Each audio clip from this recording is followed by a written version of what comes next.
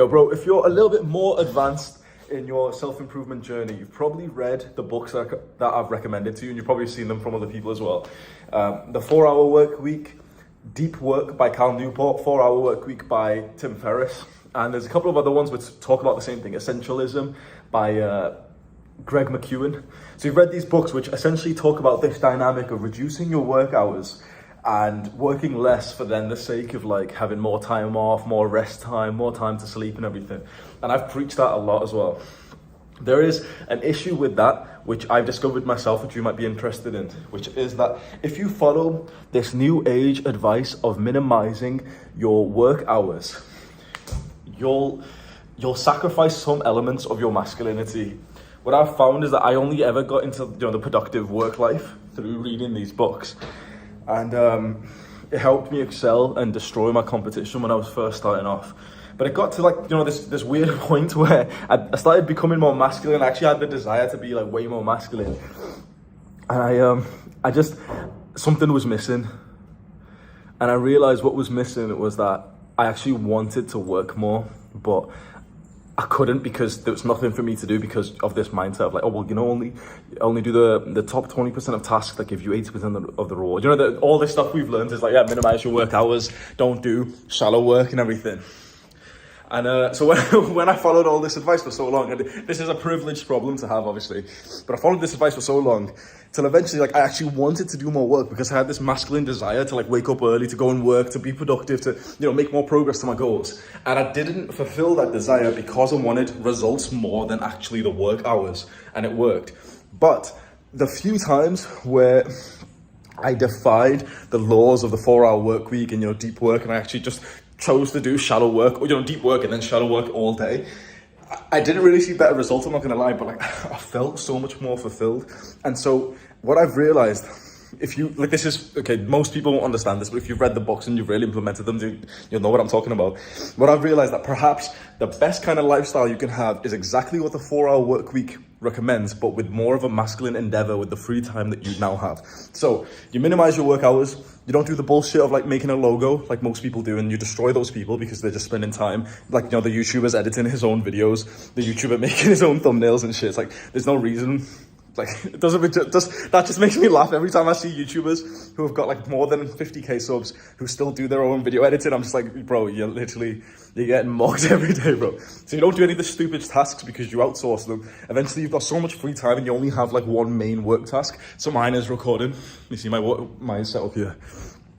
Recording videos is literally the only like task that I really need to do. Everything else is outsourced. But that's just in terms of deep work tasks, right?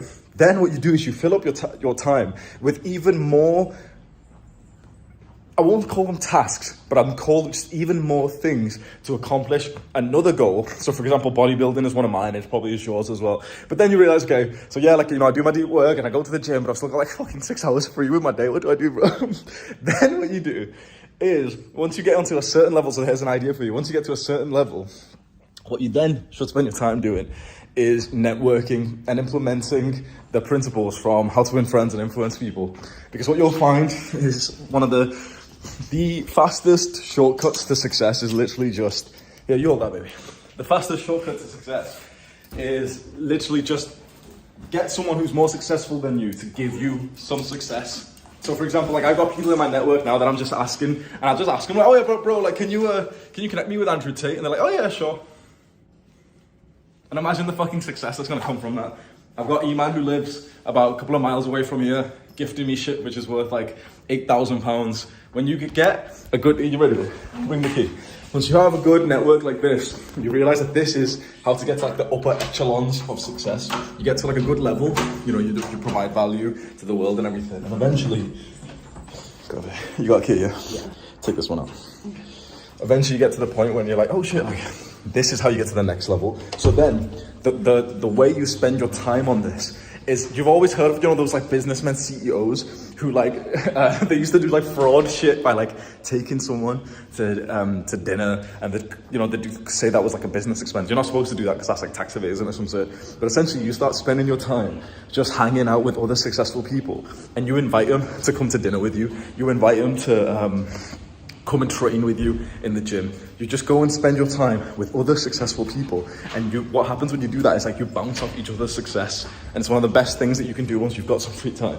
But pretty much just don't only stay with the elements of the 4-hour work week, because if you do, I think you'll be limiting yourself. I think get to the point where you're doing the 4 hours of deep work a day, but then after that, still fill up the time with something that's very impactful. Like I personally filled up my time with just reading books, and I'm not gonna lie, like yeah, it was, you know, it's productive and stuff, but I'm not gonna lie, like I don't think it was that high ROI. One conversation with a successful guy is worth more than reading 10 books.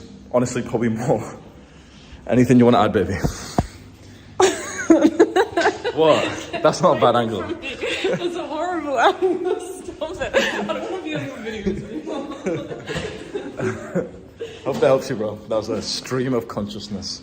There's something else I was going to say as well.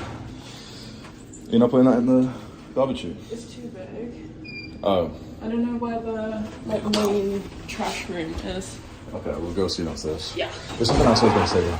Yeah. What Tim Ferriss says in the 4-hour work week is nice as well. Go and pursue another like 2-3 desires, like, you know, 2-3 goals. So you've got, like, for me, it's like a main goal is like YouTube. Second goal after that will be bodybuilding. And that takes up literally like, on average, like 2 hours of my day.